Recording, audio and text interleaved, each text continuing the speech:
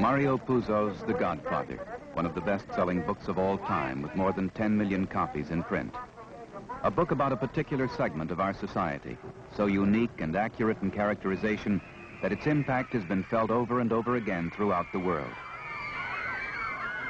I think the important thing, I think the thing that made The Godfather romantic, it's an odd word to use, but it's... Actor James Caan. I mean, when you put the book down, you kind of had the feeling of wanting to join this great organization. Michael Rizzi, will you be baptized? I will. In adorno suavitas tuate me fulgari diable, apelquariere medicum Dei. Michael, do you believe in God, the Father Almighty, creator of heaven and earth? I do. Singer Al Martino as Johnny Fontaine. We Italians, we have an old saying that life is so difficult that we need two fathers. And I guess that's what's so nice about having a godfather.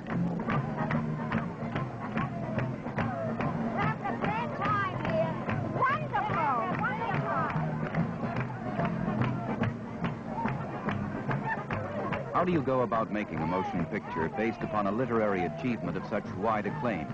A book so dynamic that it created a new casting director with each new reader.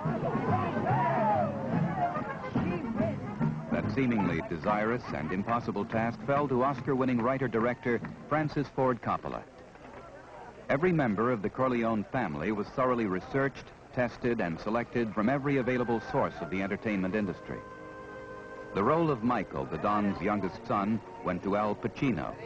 In the family complex, there's a sense of trust. It's very powerful. That's what is preserved. An island that was invaded as much as Sicily. The people formed families so that they could have this trust within the family compound, you see.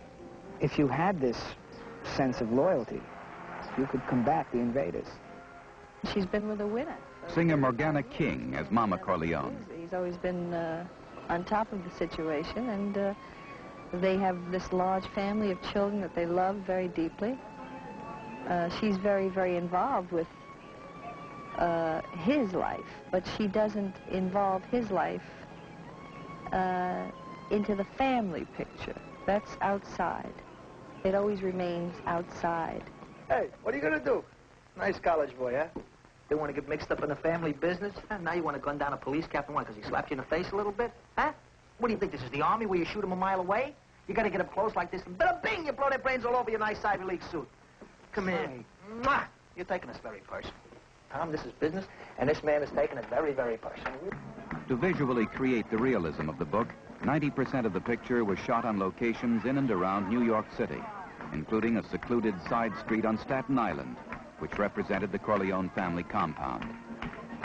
Scenes such as this one between Michael and his girl Kay were filmed against the background of the wedding of the Don's daughter, a sequence which took a week to shoot and employed almost 750 extras. She really thinks Michael's going to come out of this whole situation to possibly run for the presidency. You know, she thinks that's perfectly logical, that her son Michael could be the president of the United States. Whereas Sonny's just a good boy, and she's probably been protecting him all his life against all of the hassles that he found to get involved with. You don't forget, 2 shots of each in the head as soon as you come out the door. Huh?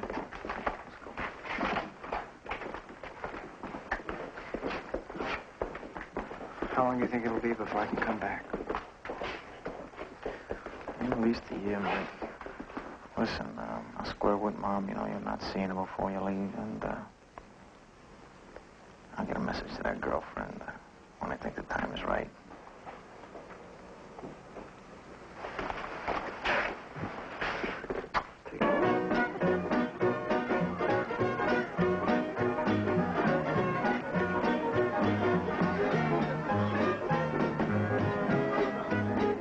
A way of life is brought to the screen more understandably and ominously than was ever thought possible.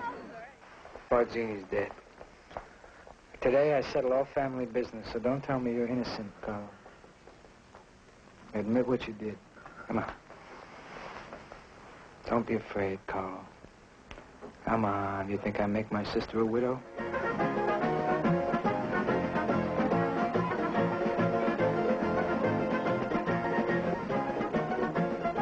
He makes things come alive. If he touches... Actor Richard Castellano as you Clemenza. can feel the texture.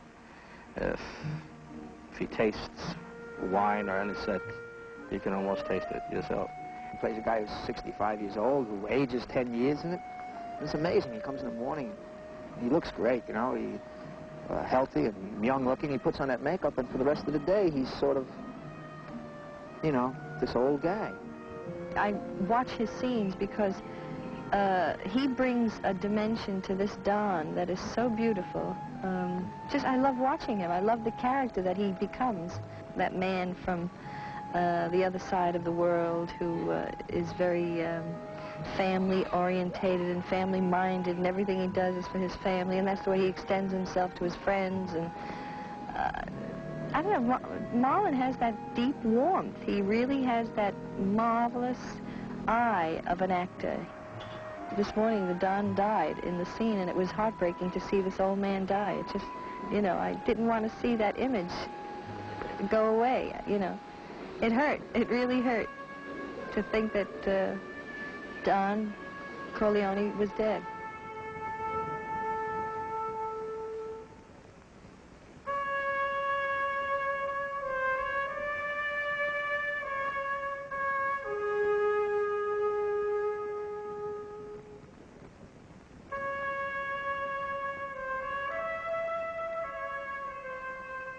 See, there was a necessity for Don Corleone, for Mr. Brando's characterization.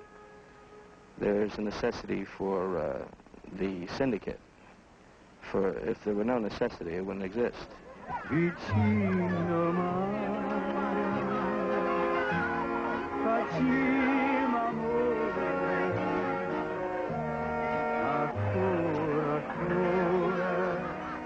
The making of a motion picture based upon a great novel has the tremendous problem of visually satisfying every satisfied reader. No role was more difficult to cast than that of Don Vito Corleone, the Godfather. Actor Marlon Brando was director Coppola's only choice for that role. If you'd come to me in friendship, then the scum that ruined your daughter would be suffering this very day. And if by chance an honest man like yourself should make enemies, then he would become my enemies. And then they would fear you. Be my friend?